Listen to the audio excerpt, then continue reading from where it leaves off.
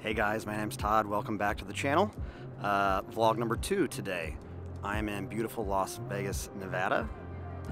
Getting ready to hop in to this building behind me, which is the Aria, and we're going to play a session of 2-5. $1,000 cap on this game, and we're going to buy in for the max. Let's go.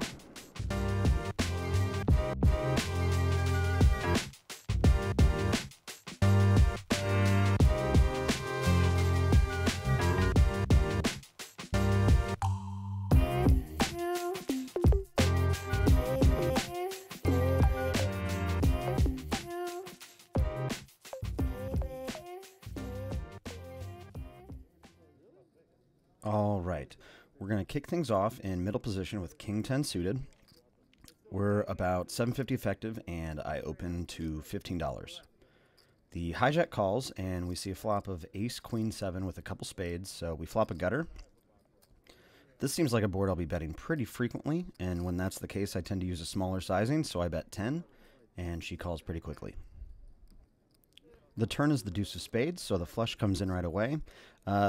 I slow it down this time, and I go ahead and check, and the hijack checks back pretty quickly. The river gets us there with the jack of hearts, and because of her turn check, I've pretty much eliminated spades from my concerns, so I go ahead and bet 30, and she calls. And we beat Queen 6 of hearts. So happy to get a call. Might have been able to get a little bit more value if she's calling that light. I'm not really sure exactly. Still pretty new to the table, so don't have player-specific reads quite yet. But I'm going to be keeping an eye out for this opponent. Next hand, we have a few players away from the table, so we're only four-handed in this hand, and the straddle is on. Folds around to me, and I open to 30 from the small blind. The villain from the previous hand calls in the big blind, and the straddler puts in a 3-bet to 125. I take a minute to think about my options, and folding is honestly probably the most reasonable option. But I do block some ace highs as well as aces, and with the big blind playing pretty splashy at this point and her in between, I decide to go ahead and put in a 4-bet bluff to 325 to try and take it down right now. I immediately regret my decision, though, when the big blind is visibly and verbally annoyed at my raise and then makes a handful of comments out loud while she's talking out loud and says, "F it, I'm going to call." So the plan is working out beautifully here. The straddler is now getting a ridiculous price to continue in position in a massive pot, so as expected, he goes ahead and calls, and I am kicking myself under the table right now. The flop doesn't help us at all. It's king high, all hearts. So I am pretty much done with this hand since I got caught bluffing here. I go ahead and check. However, neither opponent shows any real interest at all in taking a stab. So maybe we do have a little hope here on the turn, depending on what we see. The turn is the 6 of diamonds, and with presumably the absolute worst hand out of the three of us, I have no equity, no draws, no polarity after my flop check. I don't think I have any way of winning this hand by making the best hand, but I do have a dream. So I put in a pretty small bet of 275 to really put the big blind and her pocket pair, I'm assuming, under a king in a difficult spot with the player act behind. She's pretty verbally distressed and continues to think out loud a little bit before she ultimately decides to fold, and now we're just hoping to fade a heart from what I expect to be ace high from the straddler. He thinks for a little bit before making a comment about having the wrong red ace and throwing his hand in the middle. So we get away with one getting pretty out of line here on this one. But hey, sometimes I'd rather be lucky than good, right?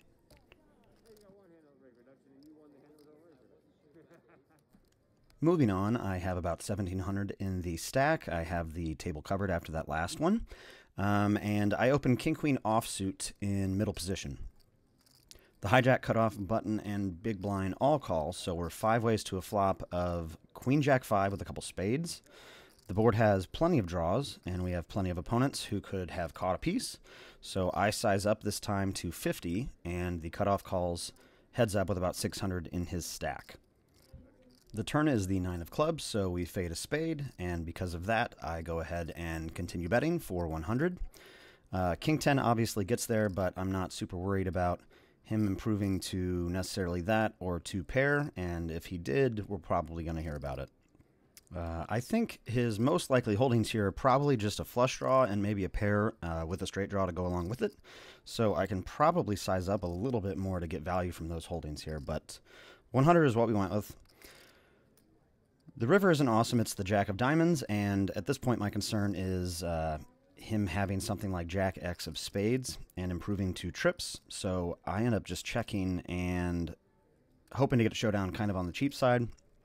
This is probably just a better spot to go ahead and bet and fold to a raise because it's unlikely a worse hand will ever bet for value. But I check, he checks it back, and we're good.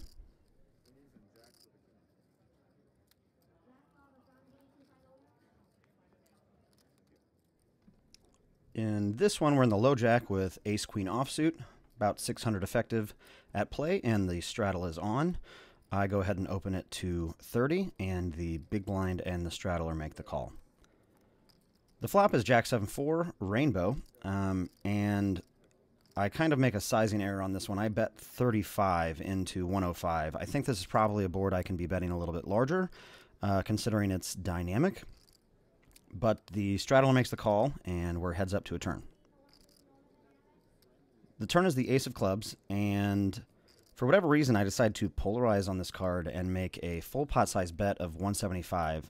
He ends up taking quite a while before making the fold, so I'll be honest, I don't love my sizing on either of these streets. I think I should be betting a little bit larger on the flop to charge any overs and draws, and I think I should be sizing down a little bit to half to 3/4 pot on the turn to keep any worse holdings in there to get value. But he makes the fold, and we take this hand down pretty easily.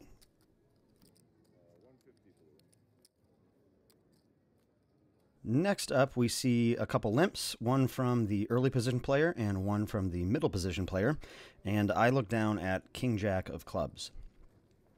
I go for the ISO raise for 35, and a short stack player on the button with about 175 behind makes the call. And then the early position player folds, and MP's in there. The flop is ace-jack 7 with a couple diamonds and a heart, and even though this is probably a relatively high-frequency c-bet board, I have plenty of showdown value, and I still think it's important to go ahead and balance the flop checking range. So without a club here, I go ahead and check, and the button checks it back. The turn is pretty great, though. It's the king of spades, so we improved to 2-pair, and I elect to size up a bit for 75, and the button pretty much snap jams all in for about 160 to 175. MP folds pretty quickly, and I'm never going anywhere with a hand this strong, especially for this price, so I go ahead and make the call. We get a brick river, something like the 3 of hearts, or something insignificant like that, so I table my hand expecting to be winning a vast majority of the time, and he flashes us the ace of clubs before begrudgingly mucking his hand, so happy to take this one down. Not too long after, we look down at the same hand. This time it's the diamond variety on the button. Middle position limps, the low jack raises to 20, and this is a hand that I definitely mix about 50-50 between a raise and a call. Calling will probably bring middle position along, but we do have ultimate position being on the button here, so I go ahead and make the call comfortably, and as expected, middle position calls as well. The flop is 10-9-8 rainbow with a diamond, so we're open-ended to the nuts with a backdoor flush draw, and the pre-flop raiser continues for 30. So in my opinion, this isn't exactly a board that he should get many c-bets on. This doesn't really favor his range as the raiser, in my opinion. I think this is much more favorable for the in-position caller. So I'm a little surprised to see this bet. And when I catch the pre-flop aggressor in a spot like this where he's a little bit out of line in my mind, I think it's really important to put him in a tough spot. That said, I also think it's really important to balance out our value flop raises here with some semi-bluffs like this one. We do block the nuts by having a jack in our hand, and we have the backdoor flush draw. as well as a really strong draw. So I think this makes a perfect candidate to go ahead and put in a semi-bluff raise, so that's what I decide to do, and I bump it up to 135. The player in middle position instantly folds, and low jack ends up folding pretty quickly as well, so I'm really happy with the line I took on this one. Happy to take down a pot without actually needing to make our hand. What do you guys think? Let me know in the comments if this is a hand that you would already be raising as a bluff, or if you'll start considering this kind of line when your hand has these kind of properties.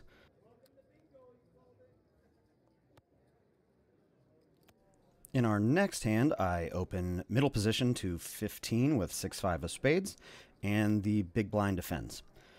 We get a pretty great flop of queen 7-3 with a couple spades, so we flop a flush draw, gutter, and the gut shot straight flush draw.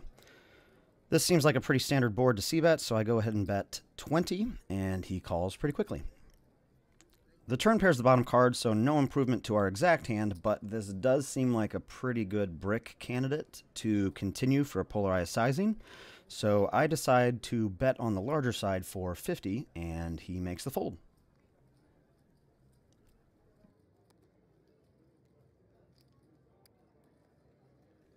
We're in the hijack and about 1,000 effective, and look down at a premium ace-king offsuit. I open to 15 and the button calls, so we're heads up to a pretty ideal flop of king 6 deuce rainbow. I normally bet this board small and often, but for whatever reason I go ahead and size up a little bit and bet 20, and he makes the call. The turn is the 9 of clubs, so it does add some draws, but with the flop being so dry and disconnected, I think it's still a pretty decent brick to polarize my turn sizing here. So I put in a slight overbet of 75, and he calls once again. The river pairs the bottom card, so nothing changes here. And because he called my polarized sizing on the turn, I think it's best to continue with a polarized line. And I put in another overbet, this time for $300. He ends up tanking for quite a while before ultimately putting in the fold. I do like the polarized line here. I think I can still get away with a pot size bet, or maybe even just a little bit over bet. But I think 300 is just a little too large to really get value out of the hands that I am targeting, specifically king queen and king jack. So kind of a bummer. Not super pleased with that river sizing, but hey, we take another one down. Moving along, we have a little over 2,000 in the stack now. We're only 1,200 effective in this hand. The low jack opens to 20, and I'm in the cutoff with 9-8 of diamonds. Again, this is a hand that I mix raising about 50% of the time and calling the other 50% of the time. But the diamond combos fell into the category of just calling for this session for me, so I put in a call. Heads up to a flop of 10-9-3 rainbow with a diamond, and he puts in a c-bet of 20. I don't think there's a whole lot to do here, but just make the call, so that's what I do, and we see a turn of the 6 of spades. Low jack checks at this time, and I think our hand benefits quite a bit from protection against random overs, plus we do have some additional equity in the form of a gutter, so I put in a bet on the larger side of $60, planning to take our showdown value and check back on most rivers. Luckily it doesn't come to that. He decides to let it go now, and we take down another small one.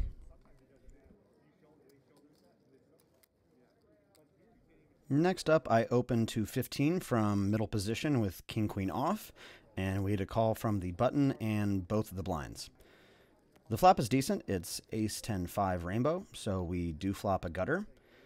Even though I should have the range advantage here, I think it's probably a bad idea to bet into this many opponents with this holding, so I check, and it checks through. The turn is absolutely beautiful. We bink our straight with the dealer, putting the jack of hearts out, and it checks me once again. I think it's time to go for some value, so I bet 40, and the button calls. The river is the ace of hearts, so unfortunately we're downgraded quite a bit. The backdoor flush comes in, and the board is now paired. I think we're still strong enough to bet for some value, though, so I put in a half pot size bet of 75, and plan to fold to most raises, and unfortunately that's what happens. Our opponent on the button snap raises to 225. I'll be honest, I found most river raises in live poker are super unbalanced, so I'm not really a fan of this spot. I don't normally make it a habit to bet call when an opponent raises me like this. However, I do think my river sizing kind of muddies my decision a little bit. I think if I size up to about 100, 125, it's unlikely I'll ever be raised by trips, but we will be getting raised by some of the best flushes, as well as all boats. But when I use this half pot size bet, it's kind of difficult to navigate. I'm not pleased with this sizing. I do end up folding, unfortunately. Tough to say, though. I'm interested to hear your thoughts on this one. In the last hand we're going to go over for this session, I'm in middle position with ace-9 suited and open it up to $15. The cutoff, button, and small blind all call, so we're out of position 4 ways to a flop of queen 3 deuce rainbow with a heart. This seems like a neutral board that I might have some range advantage on, I guess. So I don't really have any showdown value or blocking properties, but I do have a couple back doors, so I decide to c-bet this one for a small size of 15, and everyone calls. In game, I didn't really think this one through, and I kind of hate this bet, but oh well, here we are. The turn helps us out, though. It's the 9 of spades, so we do pick up some showdown value now. I don't really see a reason to bet again, so I check and cut off bets 45 into 120. Action folds around to me, and I put in the call. We improved a 2-pair on the river, but it does bring in the backdoor flush, so not exactly ideal, but I think if I check and he checks back a queen or an ace, it would be an absolute disaster. So I elect to lead the river for 125, really only hoping to see a call from our opponent, but after a little time, he decides to lay it down. Kind of unfortunate because I did want a call, but it's tough to complain about taking another hand, so...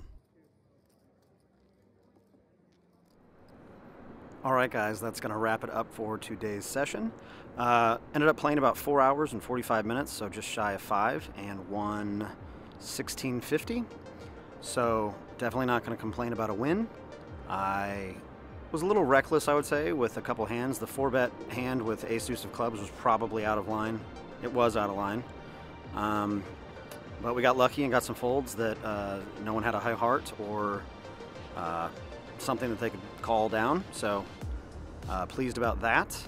And yeah, so we will see you next time. Thanks so much for tuning in, and if you enjoyed this, if you found some value, please go ahead, drop a like, comment, or maybe a subscribe if you want to see episode 3. Thanks again.